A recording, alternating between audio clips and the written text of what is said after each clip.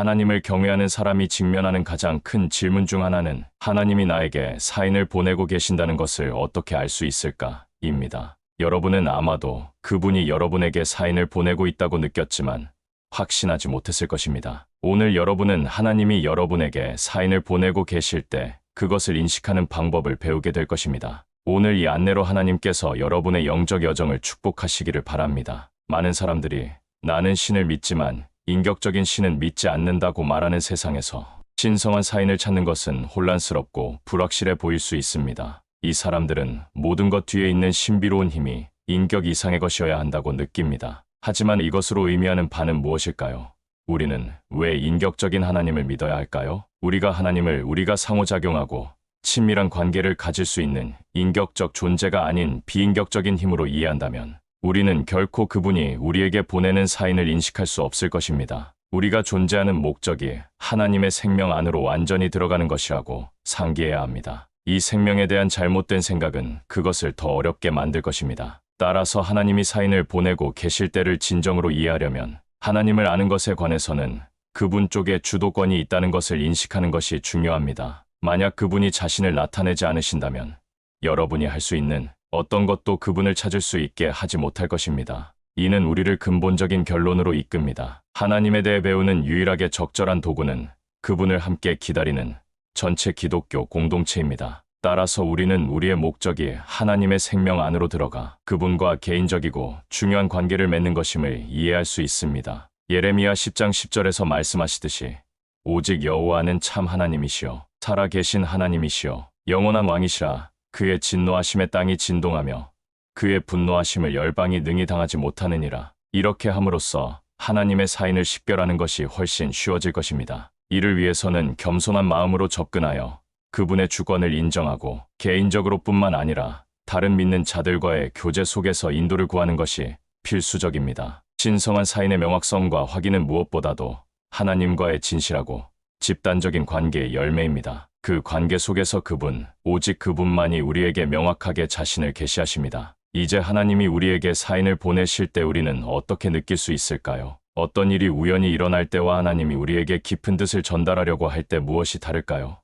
첫째, 표적과 기사가 있습니다. 이것들은 하나님의 뜻에 따라 사용되지만 우리는 결코 이런 종류의 사인을 요구해서는 안 됩니다. 하나님을 시험하는 것은 우리의 자리가 아니기 때문입니다. 예수님께서 누가복음 4장 12절에서 가르치신 대로 예수께서 대답하여 이르시되 주 너의 하나님을 시험하지 말라 하였느니라. 우리에게 기적은 결국 자연이 불완전하며 그것을 넘어서는 무언가가 있다는 것을 상기시켜 주는 것이라고 말합니다. 자연 자체로는 설명할 수 없는 것 말입니다. 그러나 특정 사인을 요구함으로써 하나님을 시험해서는 안 된다는 것을 기억하는 것이 중요합니다. 진정한 믿음은 우리가 눈에 보이는 사인을 보든 보지 않든 상관없이 하나님을 신뢰하는 것입니다. 두 번째 유형의 사인은 하나님이 우리가 따르기를 원하시는 성경적 원칙들의 지시를 말합니다. 루이스는 우리에게 신성한 인도로 가는 길은 기도와 성경 연구에 헌신된 삶을 통해서라고 말합니다. 우리가 찾는 답변들은 종종 이미 성경 말씀 안에 답변되어 있으며 묵상과 기도를 통해 우리 삶에 대한 하나님의 뜻을 분별할 수 있습니다. 이것들은 기독교인들이 항상 신성한 뜻에 따라 살아가는 방법을 이해하기 위해 추구해야 하는 사인들입니다. 여러분이 누군가와 데이트해야 할지에 대해 하나님의 인도를 구하고 있다고 상상해 보세요. 떨어지는 별을 찾는 대신 먼저 그 사람이 같은 믿음을 공유하고 있는지 확인하세요. 만약 그들이 기독교인이 아니라면 그것은 하나님이 그 관계를 원하지 않으신다는 명확한 사인입니다. 고린도후서 6장 14절에서 가르치듯이 너희는 믿지 않는 자와 멍에를 함께 매지 말라. 셋째, 점성술과 미신에 해당하는 사인들이 있습니다. 우리에게 기도가 하나님의 뜻을 분별하는 방법이지 미신이 아니라고 말합니다. 우리는 성경과 그분과의 교제 속에서 신성한 인도를 구해야 하며 공허한 사인과 미신에서 구해서는 안 됩니다. 진정한 인도는 하나님과의 친밀한 관계에서 오며 그 관계 속에서 그분은 그분의 말씀을 통해 그분의 뜻을 계시하십니다. 이러한 사인들은 우리가 하나님께 묻는 질문과 관련 없는 것들에서 상징적 의미를 찾으려 할 때 발생합니다. 예를 들어 떨어지는 별을 관계를 시작하라는 신성한 지시로 해석해서는 안 됩니다. 이는 성경적 진리와 관계의 원칙에 부합하지 않기 때문입니다. 기독교인들은 이러한 사인들에 관여하는 것을 피해야 합니다. 이 영상에서는 하나님의 사인의 두 번째 범주에 대해 논의합니다. 다음은 하나님이 정말로 여러분에게 사인을 보내고 계실 수 있다는 5가지 일반적인 징후입니다. 첫 번째 단서는 여러분이 하나님으로부터 들었다고 믿는 것이 현실에서 실현된다면 그것은 아마도 신성한 사인일 것입니다. 우리에게 이렇게 말합니다.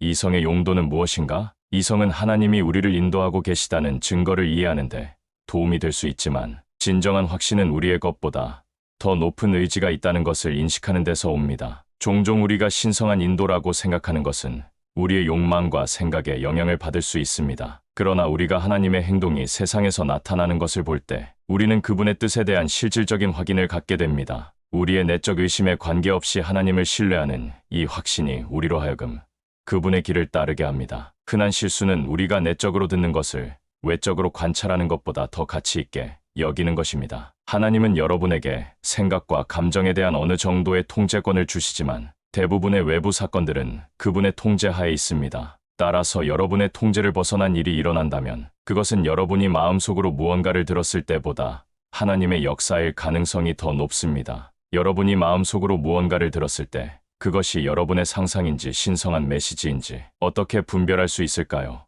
확인은 여러분이 들은 것이 실제 세계에서 나타날 때 옵니다. 여러분은 내적으로 하나님의 음성을 상상할 수 있지만 오직 하나님만이 외적으로 실질적인 증거를 만들어내실 수 있습니다. 따라서 하나님이 여러분에게 무언가를 말씀하셨다고 느끼는 것만으로는 충분하지 않습니다. 그것이 진정으로 신성한 메시지라면 그것은 실현될 것입니다. 디도서 1장 2절은 하나님은 결코 거짓말하지 않으시며 그분의 말씀은 항상 실현된다고 말합니다. 여러분이 하나님으로부터 들었다고 느끼는 것이 일어나지 않는다면 문제는 하나님의 능력에 있는 것이 아니라 우리가 그분의 메시지를 듣고 해석하는 능력에 있습니다. 신명기 18장 21절에서 22절은 이를 명확히 합니다. 내가 마음에 이르기를 그 말씀이 여호와께서 이르신 말씀인지 우리가 어떻게 알리어 하리라. 만일 선지자가 여호와의 이름으로 말한 일이 일어나지도 아니하고 이루어지지도 아니하면 그것은 여호와께서 말씀하신 것이 아니요 그 선지자가 제 마음대로 한 말이니 너는 그를 두려워하지 말지니라. 두 번째 단서는 여러분이 하나님께 요청한 것과 관련된 중요한 사건이 일어날 때 그것은 아마도 신성한 사인일 것입니다. 우리에게 이렇게 말합니다.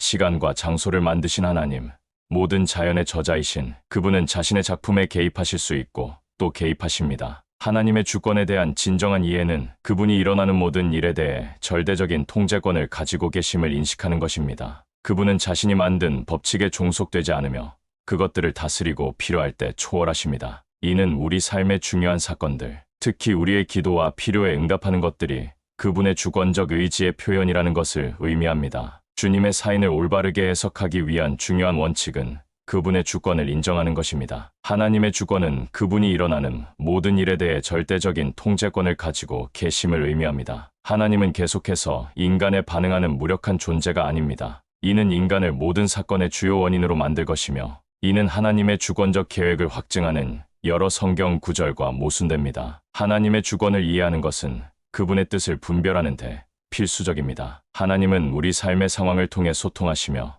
이 사건들을 통제하시는 분이기 때문입니다. 저는 여러분 모두가 저와 마찬가지로 사랑하는 사람이 심각한 질병 진단을 받은 경험이 있다고 확신합니다. 여기서 지상에서의 완전한 치유를 위해 기도하는 것은 옳습니다. 하나님은 우리가 이렇게 기도하도록 격려하십니다. 그러나 그 상황에 대한 하나님의 뜻은 전개되는 사건들을 통해 드러날 것입니다. 만약 병든 사람이 회복된다면 그것은 하나님의 뜻이 그들의 회복이었다는 사인입니다. 만약 그 사람이 세상을 떠난다면 그것은 하나님이 그 상황에 대해 다른 계획을 가지고 계셨다는 표시입니다. 덜 심각한 상황으로 설명하자면 여러분이 하나님께 누군가와 데이트해야 하는지 묻고 직후에 그 사람과 관계를 시작하게 되는 경우를 생각해 보세요. 또는 여러분이 하나님께 집에 대한 제안을 해야 하는지 묻고 갑자기 그 집이 시장에서 빠지는 경우 분명히 그것은 하나님의 답변이 아니오라는 사인입니다. 만약 여러분이 무반주로 공개적으로 노래하기 시작하는 것에 대해 인도를 구하고 있는데 예기치 않게 교회의 예배 인도자가 여러분을 예배팀에 합류하도록 초대한다면 그것은 하나님으로부터의 명확한 사인으로 볼 수 있습니다. 요한복음 13장에서 일어난 일을 살펴봅시다. 예수님은 12 제자에게 그들 중 한 명이 그를 배반할 것이라고 예언하셨습니다. 그는 요한복음 13장 25절에서 26절에 설명된 대로 빵을 포도주에 적셔 유다에게 건네줌으로써 요한에게 사인을 주셨습니다. 그러나 다른 제자들에게 누가 배반자인지에 대한 하나님의 답변은 몇 장 뒤인 요한복음 18장 3절에서 왔습니다. 유다가 군대와 대제사장들과 바리새인들에게서 얻은 군인들을 동반하고 등과 횃불과 무기를 가지고 그리로 오는지라. 하나님은 유다와 함께 일어나도록 허락하신 상황을 통해 그들의 의심을 명확히 하셨습니다. 무작위적이고 연결되지 않은 사건들을 신성한 사인으로 해석해서는 안 되지만 여러분이 기도한 것과 직접적으로 관련된 중요한 일이 일어날 때 그것은 대개 주님으로부터의 사인입니다. 세 번째 단서. 만약 성경이 여러분에게 특정 상황에서 성경을 성취하기 위해 특정한 방식으로 행동하라고 지시한다면 그것은 하나님으로부터의 사인입니다. 우리에게 진정한 기독교 신앙은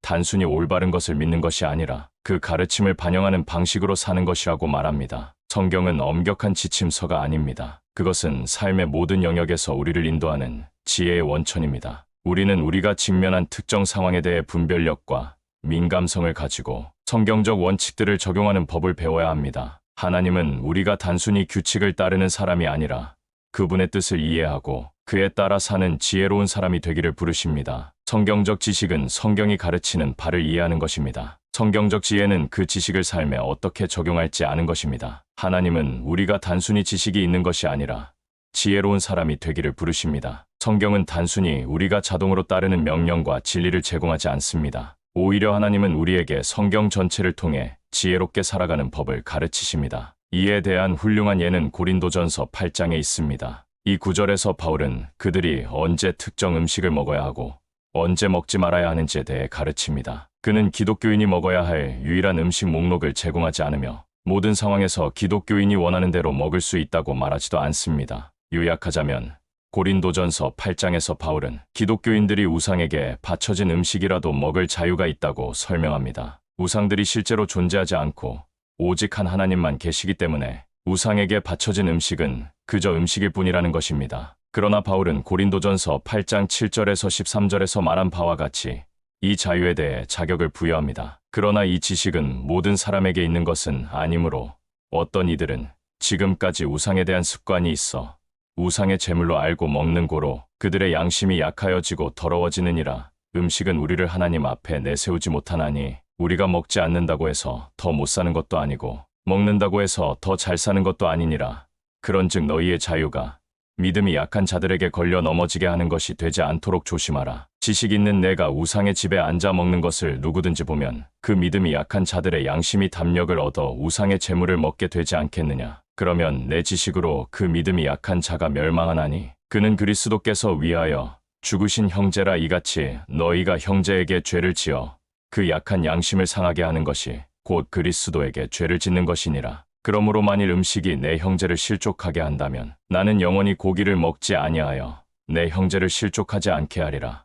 바울은 우리가 자유를 가지고 있더라도 다른 사람들의 양심을 고려해야 한다고 강조합니다. 만약 우리가 먹는 것이 형제를 믿음에서 넘어지게 한다면 그들을 영적으로 해치지 않기 위해 삼가는 것이 더 낫습니다. 네 번째 단서. 성경은 우리에게 특정한 원인과 결과에 대해 가르치므로 여러분이 주변에서 관찰하는 원인들은 결과가 가까이 있다는 것을 나타냅니다. 우리가 취하는 모든 행동이 천국이나 지옥을 향한 한 걸음이라고 말합니다. 우리의 선택은 우리의 성격을 형성하고 결과적으로 우리의 운명을 형성합니다. 성경은 특정한 행동들이 불가피한 결과를 가져온다는 것을 명확히 가르칩니다. 성경적 지혜는 우리에게 게으름과 어리석음 같은 행동들이 부정적인 결과를 가져오는 반면 근면한 일과 지혜는 보상과 성장으로 이어진다는 것을 보여줍니다. 성경 전체에 걸쳐 하나님은 특정 행동들의 결과를 계시하십니다. 예를 들어 잠언에서 우리는 열심히 일하면 보상을 받고 게으름은 가난으로 이어진다는 것을 배웁니다. 우리는 또한 어리석은 자를 꾸짖으면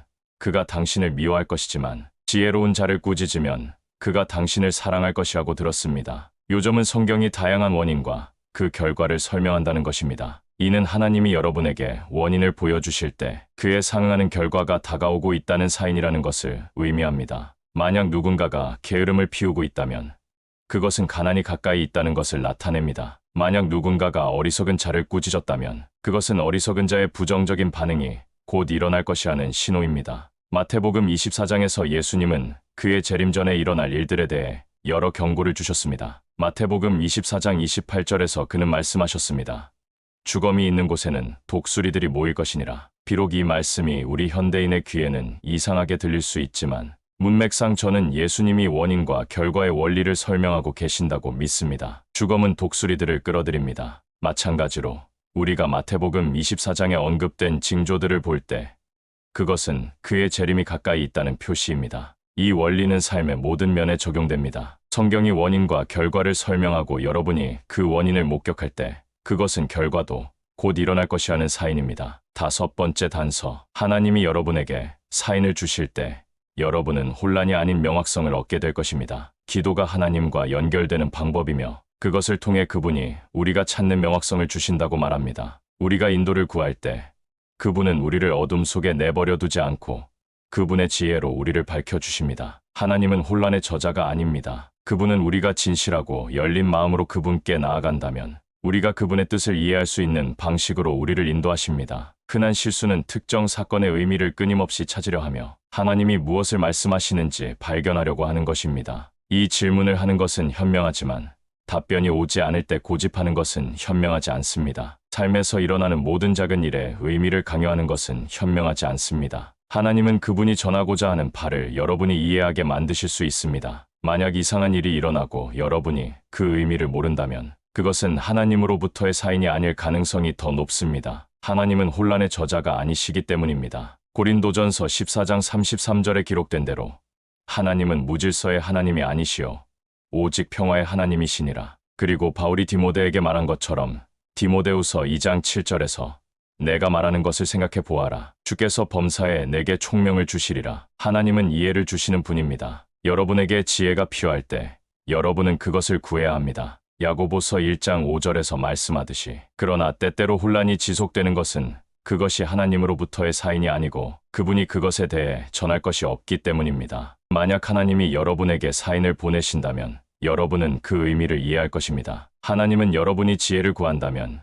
이해할 수 있게 하실 수 있기 때문입니다. 하나님이 말씀하시는 것에 대해 의도적으로 무지하거나 반항적인 것은 문제이지만 만약 여러분이 진심으로 하나님의 뜻을 따르려 하고 그분께 겸손히 나아간다면 그분은 여러분의 혼란을 증가시키기 위해 사인을 보내지 않으실 것입니다. 여러분은 주님을 신뢰할 수 있습니다. 그분은 여러분을 그분이 원하시는 길로 인도하는 방법을 정확히 알고 계십니다. 이제 우리와 함께 기도에 동참해 주시기 바랍니다. 무한한 사랑과 지혜의 하나님, 우리는 오늘 당신의 임재 안에서 우리 삶에 보내시는 사인들을 분별하고자 합니다. 우리는 각각의 중요한 사건이 우리를 향한 당신의 뜻을 반영할 잠재력이 있다는 것을 알고 있습니다. 주님, 우리가 이 사인들을 명확히 인식할 수 있는 능력을 주셔서 거짓된 해석이나 일시적인 환상에 오도되지 않게 하소서. 우리에게 깊은 영적 분별력을 주셔서 당신의 사인들의 진정한 본질을 이해할 수 있게 하소서. 우리의 마음이 겸손과 감사로 당신의 인도를 받아들일 수 있게 하시고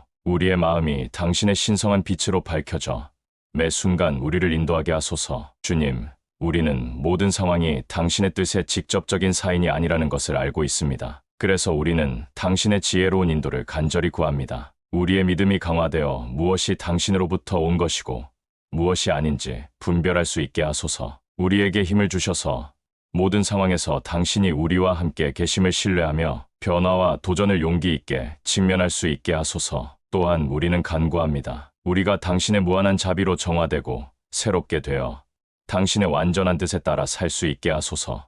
아멘. 하나님의 인도하심이 간절한 부분이 있다면 댓글에 여러분의 기도 제목을 적어주세요. 함께 기도하며 하나님의 영광을 드러낼 것입니다.